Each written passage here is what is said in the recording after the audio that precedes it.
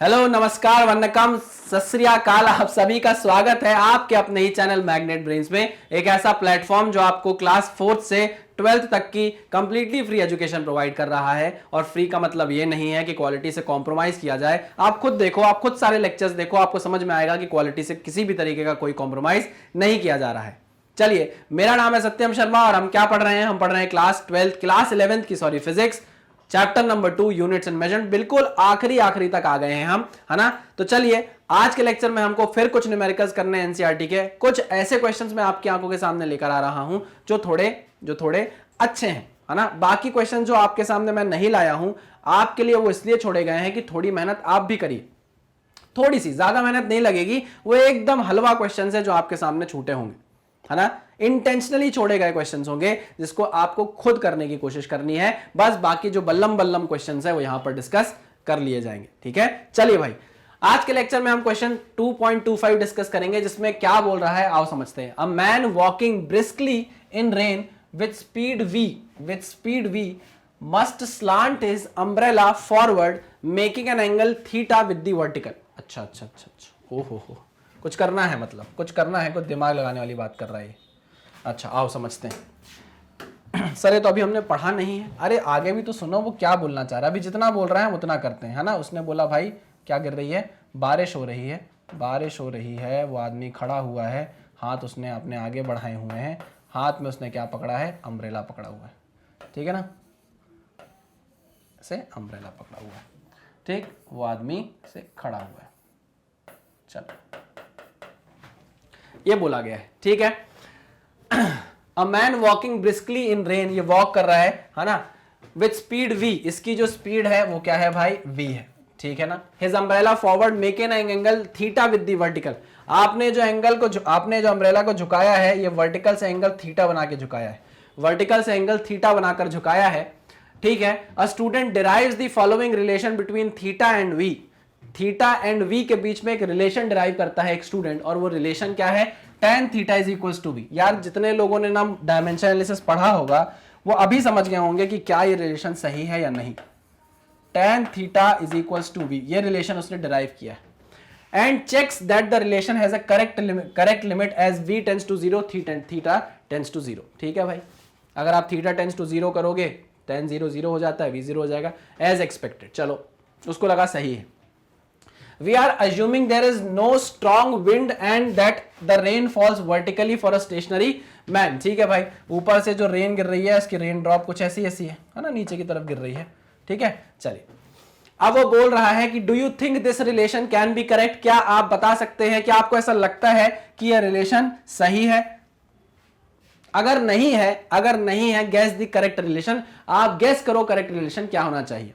वो ये नहीं बोला कि करेक्ट रिलेशन बताओ ही, आप गैस करो, गैस करके बताओ क्या हो सकता है करेक्ट रिलेशन, ठीक है। चलिए यार, सबसे पहले तो इस रिलेशन को ध्यान से देखो। ये जो रिलेशन उसने दिया है ये सही है या नहीं, आप इसको आराम से प्रिंसिपल ऑफ होमोजेनिटी से चेक कर सकते हो, ठीक है ना। तो मैं यहां लिख रहा हूं checking by principle of homogeneity, checking by principle of homogeneity.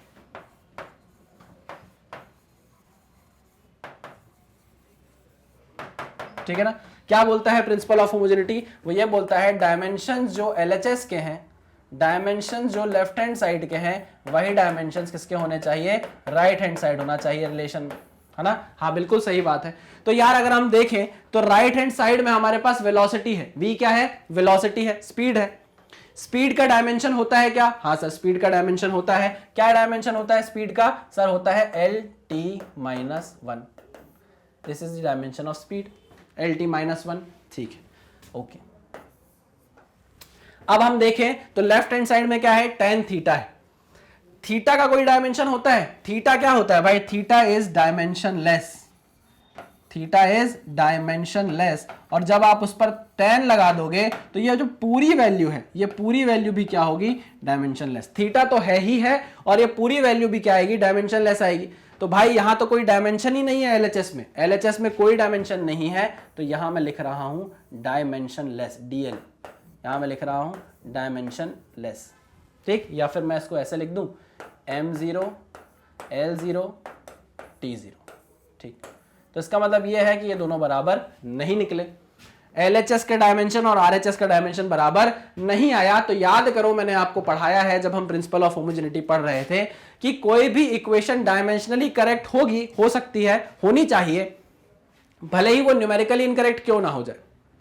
लेकिन अगर कोई इक्वेशन डायमेंशनली करेक्ट ही नहीं है तो आप उसको कभी भी यूज नहीं करोगे। तो ये इक्वेशन भाई सरासर गलत बनी है। उस बच्चे को मैं बुलाऊंगा, इधर इधर इधर इधर, डायमेंशन एनालिसिस नहीं पढ़ा क्या, उसको बुलाऊंगा, इधर इधर इधर, डायमेंशन एनालिसिस नहीं पढ़ा क्या? पढ़ा है ना? अगर डायमेंशन एनालिसिस पढ़ा है तो ये कैसी इक्वेशन बना रहा है मूर्ख? बोलेगा सर क्या गलती है, तो मैं बोलूंगा बच्चों से पूछो मेरे क्या गलती है, तो बच्चे बताएंगे कि कितनी बड़ी गलती की है तुमने, डायमेंशन ही मैच नहीं कर रहे LHS और RHS के। तो वो बोलेगा अच्छा, अरे हाँ सर ये तो गलती हो गई, ये तो गलती हो गई। तब मैं बोलूंगा तो कि तूने डायमेंशन अगर नहीं पढ़ा है तो जा मेरे बच्चों से पढ़, वो तुझे बताएंगे कि कैसे डायमेंशन होमोजेनिटी यहां पर लगाई जाएगी। तो उसने बोला ठीक है सर मैं जाता हूं। तो वो आप लोगों के पास आएगा पढ़ने, जरा उसको पढ़ा देना। आइए जरा आगे बढ़ते हैं क्वेश्चन में। वो पूछ रहा है do you think this relation can be correct? मैं बोलूंगा नो, मैं बोलूंगा no this relation is not correct, मैं बोलूंगा this relation is not correct, this relation is not correct, is not correct. अच्छा ज्यादा तेज चल रहे हो, वो बोल रहा ज्यादा तेज चल रहे हो, उसने इतनी मेहनत की हो, तुम बोल रहे हो कि ये करेक्ट नहीं। तो चलो बताओ, गैस करो कि करेक्ट रिलेशन क्या होगा, गैस करो करेक्ट रिलेशन क्या होगा। अच्छा अभी गैस करते हैं। देखो एक बात समझना, तुमको अगर ये इक्वेशन सही करनी है ना तो तुमको थोड़ा सा दिमाग लगाना पड़ेगा, कॉमन सेंस लगाना पड़ेगा। मैं तो बोलूंगा बस कॉमन सेंस से इक्वेशन सॉल्व हो जाएगा। हमें पता है कि उसने जो रिलेशन हमको ड्राइव करके दिया वो दिया tan theta is equal to v। या तो आप देखो LHS आपका डायमेंशन लेस है, RHS में आपके पास डायमेंशन है, या तो आप RHS को डायमेंशन लेस बना दो तो दोनों जगह डायमेंशन लेस क्वांटिटी हो जाएंगी, या तो आप इसको डायमेंशन दे दो वेलोसिटी के बराबर, एक ही बात है। ठीक है, तो हम क्या करते हैं, हम ये RHS को भी डायमेंशन लेस बना देते हैं। हम RHS को क्या बना देते हैं, डायमेंशन लेस बना देते हैं। अच्छा कैसे बनाएंगे, कैसे बनाएंगे अभी सुनो। अगर मैं इस वेलोसिटी को वेलोसिटी से स्पीड को स्पीड से ही डिवाइड कर दूं, अगर मैं स्पीड को स्पीड से ही डिवाइड कर दूं तो क्या यहां पे डायमेंशन लेस क्वांटिटी बन जाएगी? हाँ सर बिल्कुल बिल्कुल सही बोल रहे हो आप सर, यहां पर डायमेंशन लेस क्वांटिटी बन जाएगी अगर आप इस स्पीड को स्पीड से ही डिवाइड कर दो। तो मैंने इस पूरा फिनोमेना ये जो हो रहा था इसमें देखा कि और कहीं स्पीड आ सकती है क्या। तो देखो इस आदमी की स्पीड है ठीक v, और किस चीज की स्पीड है भाई, इसने अम्ब्रेला तो छाता पकड़ के रखा हुआ है, और किस चीज की स्पीड आ सकती है? सर देखिए ऊपर से पानी गिर रहा है सर, ऊपर से पानी गिर रहा है। तो मैं ये बोल सकता हूं सर कि पानी की भी तो खुद की कोई वेलोसिटी होगी सर, पानी की भी तो खुद की कोई स्पीड होगी, स्पीड ऑफ रेन ड्रॉप्स, हाँ कि ना? ऐसा मान लिया मैंने। हो सकती है कि नहीं हो सकती पूरी रिलेशन में? हाँ सर हो सकती है। इस पूरे इक्वेशन में अगर हमको स्पीड ऑफ रेन ड्रॉप दे दी जाए तो हम क्या करेंगे, हम इस v को ना, इस v को डिवाइड कर देंगे स्पीड ऑफ रेन से। किससे डिवाइड कर देंगे? स्पीड ऑफ रेन से।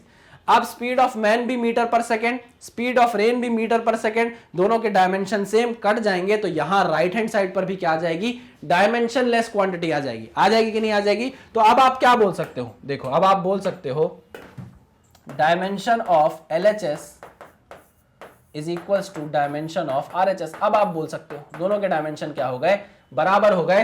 तो मैं गैस कर रहा हूं कि इक्वेशन ऐसी कुछ बननी चाहिए, फॉर्मूला कुछ ऐसा बनना चाहिए, ऐसा मैंने गैस किया। If not gas the correct relation, तो ये मेरा गैस है, ऐसा कुछ होना चाहिए, है ना? अब ये देखो मैंने जो गैस किया है वो इक्वेशन डायमेंशनली करेक्ट है, न्यूमेरिकली इनकरेक्ट हो सकती है, वैल्यू गलत आ सकती है, मैं बिल्कुल मान रहा हूं, लेकिन ये इक्वेशन डायमेंशनली तो करेक्ट है। ये इक्वेशन से तो बेहतर ही, ये तो डायमेंशनल ही करेक्ट ही नहीं थी तो आप इसको तो यूज कर ही नहीं सकते थे। कम से कम इसको यूज करके गलत आंसर तो निकाल सकते हो, यूज तो कर सकते हो, इसका तो कोई यूज ही नहीं था। यहां ये मेरा गैस है कि भाई इस तरीके से इक्वेशन आनी चाहिए, क्योंकि this is dimensionally correct equation, it is dimensionally correct equation, dimensionally correct equation, dimensionally correct formula बोल देता हूं। आई बात समझ में? हाँ सर क्लियर। चलिए भाई इसको नोट डाउन कर लीजिए, फिर हम आगे बढ़ते। चलो भैया आगे बढ़ें आगे बढ़ें आगे बढ़ें आगे बढ़ें, है ना? क्वेश्चन समझ में आ गया होगा, कुछ भी ऐसा नहीं था, वो बस ये चेक कर रहा है। देखो इस क्वेश्चन में भी उसने घुमाया, ऊपर नीचे बहुत घुमाया आपको। लेकिन वो बस आपसे इतना पूछ रहा था कि आपको डायमेंशनल होमोजेनिटी चेक करते आती है कि नहीं। इतना बताने का, खेल कूद करने का कोई भी मतलब नहीं था, सिर्फ इतना सा मतलब था कि इक्वेशन कभी भी सही नहीं थी, ये रिलेशन कभी भी सही नहीं था, इसको डायमेंशनली स्टेबलाइज करना था, स्टेबल करना था, वो हमने कर दिया। ठीक है, चलिए वेरी गुड। अब मैं करता हूं इसको क्लियर, आगे बढ़ते हैं नेक्स्ट क्वेश्चन की तरफ। This is your next question. It is claimed that 2 caesium clocks, देखो सीजियम क्लॉक क्या होती है, एटॉमिक क्लॉक्स होती है ना, ज्यादा जानने की जरूरत हमको नहीं है, जो काम की चीज है वो हम पढ़ते हैं। It is claimed that 2 caesium clocks if allowed to run for 100 years, 100 साल के लिए अगर आप उसको चला दो, फ्री फ्रॉम एनी डिस्टर्बेंस, किसी डिस्टर्बेंस के बिना, may differ by only about 0.02 seconds. Actual time से वो कितना डिफर करेगी, 0.02 सेकेंड का एरर देगी। ठीक है, okay. What does this imply for the accuracy of the standard caesium clock in measuring a time interval of 1 second. अगर 1 second नापे, देखो आपने उसको 100 साल के लिए चलाया तो 0.02 सेकेंड का एरर दे दिया उसने, तो अब आपसे ये पूछ रहा है कि बताओ अगर उसको 1 सेकेंड के लिए चलाया जाए तो एरर की प्रोबेबिलिटी किस ऑर्डर की होगी, एरर कितना आएगा। अच्छा, सिंपल मैथ्स का क्वेश्चन है कि 100 साल में इतना एरर, तो 1 सेकेंड में कितना एरर, ऐसे समझो आप इस क्वेश्चन को। मैथ्स की तरफ से देखो तो वो पूछ रहा है जब 100 साल थे तो 100 ईयर्स में 0.0 सेकेंड का आपको एरर देखने को मिला, तो अगर 1 सेकेंड के लिए इस क्लॉक को चलाया जाए तो बताओ कितना एरर आएगा, किस ऑर्डर का एरर आएगा। ठीक है, ये आपको करना है, इसको मल्टीप्लाई करोगे इससे, इसको डिवाइड कर दोगे इससे, लेकिन ये 100 ईयर्स में है, आपको 100 ईयर्स को किस में चेंज करना पड़ेगा, सेकंड में चेंज करना पड़ेगा, यूनिट सेम करनी पड़ेगी। चलिए आप समझ गए, पकड़ लिया आपने क्वेश्चन, आपने क्वेश्चन क्या कर लिया, पकड़ लिया। आ जाओ, पहले जरा 100 ईयर्स को सेकंड में चेंज करें, 100 ईयर्स को सेकंड में चेंज करना है। 100 ईयर्स, एक ईयर में कितने दिन, 365 दिन, एक दिन में कितने आवर्स, 24 आवर्स, एक आवर में कितने सेकंड्स, 3600 सेकंड्स, हाँ कि ना। इसको आप मल्टीप्लाई करोगे तो आपको क्या मिल जाएगी, फाइनल यूनिट सेकंड्स में मिल जाएगी। ठीक है ना, तो 100 साल में आपको इतने सेकंड्स देखने को मिलते हैं। चलिए अब मेरी बात ध्यान से सुनना। इतने सेकंड में एरर कितने का है, डेल्टा टी, एरर कितने का है, 0.02 सेकंड का है। ठीक, 0.02 सेकंड का है। चलो इसको मैं ऐसे लिख देता हूं, इतने सेकंड में जो एरर है डेल्टा टी जो है वो कितना है, 0.02। ठीक, 0.02 सेकंड आपको इतना एरर दिया है इतने सेकंड्स में। तो वो पूछ रहा है what does this imply for the accuracy of the standard of caesium clock in measuring a time interval of 1 second में। तो अब बताओ 1 सेकंड में कितना होगा एरर। ठीक है, ठीक है भाई, ठीक है, ठीक है, ठीक है। 1 को कर दो डेल्टा टी से मल्टीप्लाई, 1 को कर दो डेल्टा टी से मल्टीप्लाई, और इसको ले जाओ डिवाइड में, तो आप समझ जाओ। ठीक है, चलिए आइए, ये कर दिया मैंने मल्टीप्लाई, बहुत खतरनाक सा हो जाएगा कैलकुलेशन। डेल्टा टी यानी कि 0.02 second multiplied by 1 second divided by 100 into 365, 100 into 365 into 24 into 3600, है ना। इसको आप डिवाइड करोगे तो आपके पास आंसर आएगा 6 इंटू 6 समथिंग, यार चेक कर लेना एक बार, 6 इंटू 10⁻12 सेकेंड। नहीं, ये भी सेकेंड है, ये भी सेकेंड है, सेकेंड तो नहीं आएगा। 6 इंटू 10⁻12 इस ऑर्डर का, मतलब आपको 10⁻12 ऑर्डर का क्या देखने को मिलेगी, एक्यूरेसी देखने को मिलने वाली। क्लियर बात है, 100%। हाँ सर, कुछ भी नहीं करना था यार, सिंपल सी बात है, मैथ्स का क्वेश्चन था। इतने सेकंड में इतने का एरर देखो, allowed to run for 100 years free from any disturbance may differ by only about 0.02 seconds, इतना अंतर है। तो अगर 100 सेकंड नापने पर इतना अंतर आ रहा है तो 1 सेकंड में कितना आएगा, तो 1 सेकंड में इस ऑर्डर का अंतर आने वाला है, बस इतना कम, इतना कम। क्लियर बात है, चलिए इसको नोट डाउन कर लीजिए। बहुत अच्छा क्वेश्चन था, बहुत आराम से, मतलब ये लैंग्वेज कंफ्यूज आपको कर सकती थी, लेकिन जिसको मैथ्स आता होगा ना, आराम से मैथ्स से इस क्वेश्चन को सॉल्व कर देगा। चलिए ठीक, अगर आपको नहीं आया है समझ में कि ये क्या है तो भाई मैं आपको यहां लिखकर बता देता हूं कि ये 1 सेकंड में एरर इन 1 सेकंड ड्यूरेशन है। ये क्या आपने निकाली है, this is error in 1 second duration. 1 second के ड्यूरेशन में आपको किस ऑर्डर का एरर देखने को मिलेगा, तो इस ऑर्डर का एरर देखने को मिलेगा। बहुत कम है, बहुत कम है। कितना 10 to the power -12, 0.000000000 इतना ज्यादा, मतलब इतना कम, बहुत कम एरर है ना। तो वो पूछ रहा था, ठीक है अच्छी बात है, बढ़िया है, क्लॉक है, यूज करो उसको, ठीक है। चलिए भाई अब बढ़ते हैं हम आगे नेक्स्ट क्वेश्चन की तरफ, ठीक है। इसको करता हूं मैं क्लियर, ये बढ़ता हूं मैं नेक्स्ट क्वेश्चन की तरफ, उसको पढ़ते हैं। चलो भैया स्टार्ट करते हैं इस क्वेश्चन को। Estimate the average mass density of a sodium atom assuming its size to be about 2.5 angstrom. मैंने आपको बताया था 1 एंगस्ट्रॉम जो होता है किसके बराबर होता है, 10 to the power -10 मीटर के बराबर होता है कि नहीं, ठीक। तो 2.5 एंगस्ट्रॉम किसके बराबर हो जाएगा, 2.5 एंगस्ट्रॉम हो जाएगा भाई किसके बराबर, 2.5 into 10 to the power -10 metre के बराबर, ठीक है। कोई प्रॉब्लम नहीं सर, कोई प्रॉब्लम नहीं है। आइए ये हमने यहाँ पर कन्वर्जन करके रख लिया। use the known values of Avogadro's number and the atomic mass of sodium। atomic mass of sodium जो है हम बोल देते हैं वो कितना है भाई, 28 ग्राम्स, ठीक। कोई प्रॉब्लम, 28 नहीं 23 ग्राम्स, 23 ग्राम्स, ओके।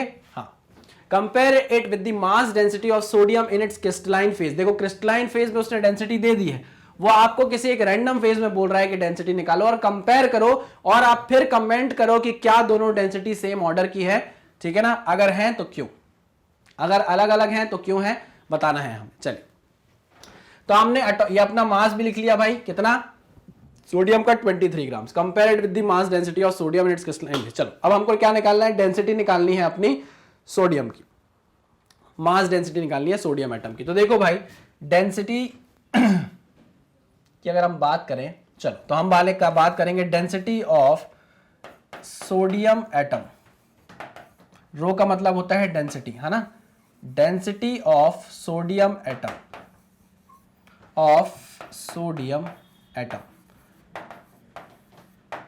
कैसे निकलेगा, मास अपॉन वॉल्यूम। मास अपॉन वॉल्यूम से निकलेगा क्या, बिल्कुल निकलेगा। चलिए तो हम जानते हैं इसको करना पड़ेगा सॉल्व मास अपॉन वॉल्यूम से, करना पड़ेगा क्या, हाँ बिल्कुल। अगर आप डेंसिटी ऑफ सोडियम एटम निकालना चाहते हो तो मास अपॉन वॉल्यूम करना पड़ेगा। आ जाइए हम पहले फाइंड आउट कर लेते हैं वॉल्यूम। क्या फाइंड आउट कर लेते हैं, वॉल्यूम फाइंड आउट कर लेते हैं। तो volume of atom is equals to, कैसे फाइंड आउट करोगे, 4/3 पाई r क्यूब, ऐसे ही फाइंड आउट करोगे। हाँ सर, तो 4/3 into pi into R cube. R क्या है भाई आपका, आर है आपका 2.5 इंटू 10 टू द पावर -10, ठीक है ना। यही आपको दिया है एटॉमिक साइज, ठीक है बिल्कुल सही। 2.5 into 10 to the power -10 angstrom. यहां रख देता हूं भाई, बहुत बड़ी वैल्यू आ जाएगी, 2.5 इंटू 10 टू द पावर -10 की पावर 3। क्लियर है। यहां से आपको मिल जाएगा क्या, वॉल्यूम मिल जाएगा। और वॉल्यूम कितना मिलेगा, वॉल्यूम मिलेगा कुछ 65.42 इंटू 10 टू पावर -30 करीबन। आप एक बार चेक कर लीजिएगा, 65.42 into 10 to the power -30 metre cube, ठीक है ना। यह आएगा वॉल्यूम ऑफ सोडियम एटम, ये आपने निकाला एक, ठीक। वॉल्यूम आपके पास आ गई है, इस चीज को मैं नोट डाउन करके साइड में रख लेता हूं। तो यहां मैंने रख दिया वॉल्यूम ऑफ एक सोडियम एटम कितना, 65.42 into 10 to the power -30 metre cube. आ जाइए आगे बढ़ते हैं। अब मुझे निकालना है volume of 1 mole of sodium atom, है ना। Volume of 1 mole of sodium atom, तो मैं क्या करूंगा, एवोगैड्रो नंबर से मल्टीप्लाई कर दूंगा इसको। एवोगैड्रो नंबर कितना होता है, 6.023 इंटू 10 टू द पावर 23। देखो ये थोड़ा सा ना केमिस्ट्री का भी नॉलेज है इसमें, तो आई होप आपको चीजें समझ में आ रही होंगी, क्योंकि ये केमिस्ट्री का पार्ट है। आप केमिस्ट्री में इस चीज को पढ़ोगे तो आपको समझ में आएगा कि 1 मोल में इतने मॉलिक्यूल्स होते हैं, आपको मल्टीप्लाई करना पड़ेगा। क्लियर। चलिए तो अब मैं लिख रहा हूं volume of 1 mole of sodium atom, ठीक। कितना होगा, जो वॉल्यूम अभी आपने निकाला मान लो वो V है, तो V इंटू एवोगैड्रो नंबर, ठीक है, ठीक है सर। चलिए, तो V आपके पास आया 65.42 into 10 to the power -30, Avogadro number कितना होता है sir 6.023 into 10 to the power 23, -23 नहीं 23, ठीक। इसको आप मल्टीप्लाई करोगे तो इसको मल्टीप्लाई करने के बाद बहुत बड़ी वैल्यू आ जाएगी, है ना, ठीक है, लेकिन पहले वाले से कम होगी, ठीक, -3777, ठीक है, 10 to the power 5, 3 point something आएगी 10 टू द पावर 5, ठीक है, 3.95 की 98, एक बार चेक कर लीजिएगा, वैल्यू आएगी 3.95 into 10 to the power 5 metre cube. Clear, पक्का। आप इसके आगे की डिजिट जरूर चेक कर लीजिएगा एक बार सॉल्व करके, आगे की डिजिट अगर आप चेक कर लोगे तो आपको भी संतुष्टि हो जाएगी, मुझे भी संतुष्टि हो जाएगी, है ना। ऐसे 65 है, 0.42 है, 0.41 है, 0.39 है, एक बार चेक कर लीजिएगा। क्लियर, वैसे ही ये 3 के आगे 0.95 है, 0.59 है, क्या है एक बार चेक कर लीजिएगा। वैसे इसके आसपास ही वैल्यू आनी चाहिए। तो ये आ गई भाई volume of 1 mole of sodium atom 3.95 into 10 to the power 5। Clear. अब आपके पास वॉल्यूम है, आपको चाहिए है मास, मास को वॉल्यूम से डिवाइड करोगे तो आपके पास निकल आ जाएगी डेंसिटी। क्लियर, चलिए तो इसको नोट डाउन करिए, फिर हम आगे बढ़ते। चलो भाई, तो अगर हमको 1 मोल ऑफ सोडियम एटम का मास पता है, एटॉमिक मास ऑफ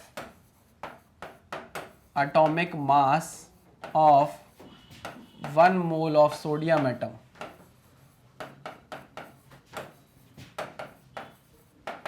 23 ग्राम से, है ना। क्या करेंगे, मास डिवाइडेड बाय वॉल्यूम कर देंगे। अरे एक सेकेंड, वॉल्यूम ये -30 है, ये +23 है, तो पॉजिटिव में तो वैल्यू आ ही नहीं सकती, माइनस प्लस -7, तो ये -5 होगा भाई, है ना। अरे बाप रे, और 3.95 into 10 to power 5 metre cube, इतना तो हो ही नहीं सकता भैया, 3.95 इंटू 10 टू पावर -5 होगा, ठीक है ना। माय बैड, मेरी गलती है, इस गलती के लिए मुझे क्षमा कीजिएगा। चलिए भाई, 3.95 into 10 to power -5 metre cube आ गया है, वेरी गुड। मास आपके पास है, वॉल्यूम आपके पास है, इस मास को ग्राम से चेंज करो किलोग्राम में, डिवाइड करो वॉल्यूम से, आपके पास क्या आ जानी चाहिए, देन से चीज आ जानी चाहिए। चलो करता हूं मैं इसको क्लियर, आगे बढ़ते हैं। काम की चीज रख लूंगा, बाकी सारी चीजें हटा दूंगा, ठीक। चलो भाई आ जाओ, आ जाओ। अब निकाल रहे हैं हम डेंसिटी,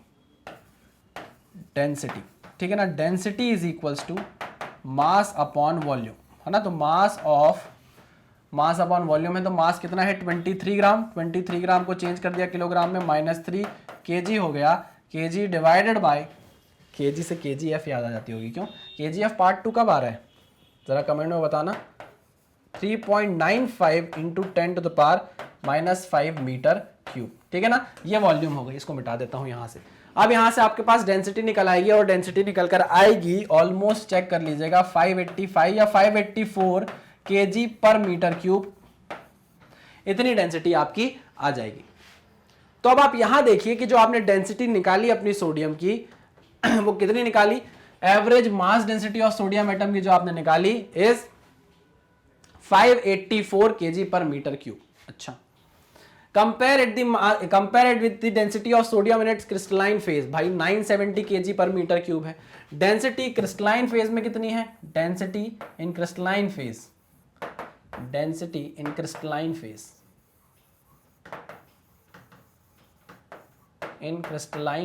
कितनी है भाई, density in crystalline phase is 970 kg पर मीटर क्यूब, 970 kg पर मीटर क्यूब।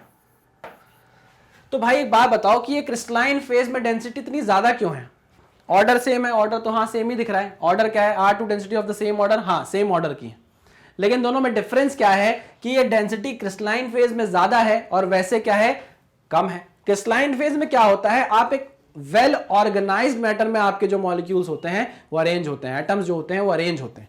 आई मेरी बात समझ में, सारे एटम्स आपस में, सारे मॉलिक्यूल आपस में क्या होते हैं, एक वेल ऑर्गेनाइज्ड फॉर्म में आसपास रखे होते हैं। जैसे आपने देखा होगा ना, एप्पल आप खरीदने जाओ तो एप्पल कैसे रखते हैं, सजा के एकदम वेल ऑर्गेनाइज तरीके से जैसे एप्पल रखते हैं, वैसे ही आपके एटम्स होते हैं हमारे क्रिस्टलाइन फॉर्म के अंदर। तो इसलिए क्योंकि वेल ऑर्गेनाइज है, सब कुछ अच्छा है, पास पास है, इसलिए आपकी डेंसिटी क्या आ जाती है, ज्यादा आ जाती है as compare to the previous one. Clear बात, ठीक, तो उसने पूछा था कि ऐसा है तो क्यों है, क्योंकि ये क्रिस्टलाइन केस है इसलिए। अगर ऐसा नहीं होता तो हो सकता है कि कोई डिफरेंस आता ही नहीं, हो सकता है ये डिस्टेंस, ये डेंसिटी कम हो जाती है, डेंसिटी ज्यादा हो जाती है। लेकिन अभी क्योंकि ये क्रिस्टलाइन फेज है इसलिए इसकी डेंसिटी इस केस से क्या आ रही है, ज्यादा आ रही है। क्या मेरी बात आपको समझ में आई, क्लियर हुआ सब कुछ आपको? हाँ सर।